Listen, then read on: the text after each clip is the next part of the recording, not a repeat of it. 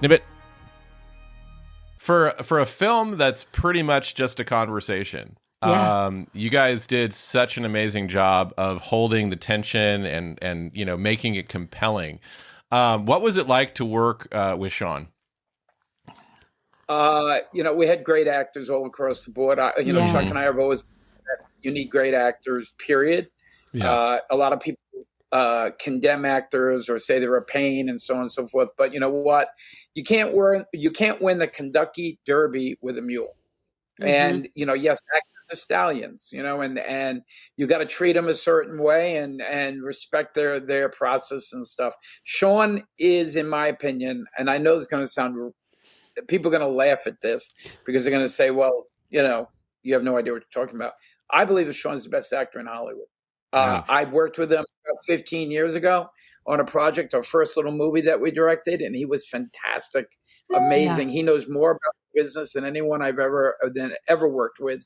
He is just radically up on everything to do. I mean, he can tell you the distance the camera is from his nose.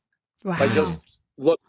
I mean, he just knows everything there is to know. And, I have nothing but great words to say about him. I mean, he's dyslexic. Wow. So, yeah. So I want you to imagine that script and you're dyslexic. Yeah. And, I believe, oh my gosh. I mean, and I believe he deserves the Academy Award. We're going to put him in for the Academy. I don't think there's anyone, I would defy anyone to sit down with me and say, oh, this was a better performance. There will be no better performance than that. Yeah. The head of one of the major theater chains, by the way, one of the big three, said to us, this is on as good as Anthony Hopkins in Silence of the Lambs. So, and Sean is all in. He's not a diva. He doesn't cry. He doesn't whine. He comes to work. He's always on time, totally in character, brings stuff to the role. I mean, I can't say enough good things. And Jordan, who was across from him, was great as well.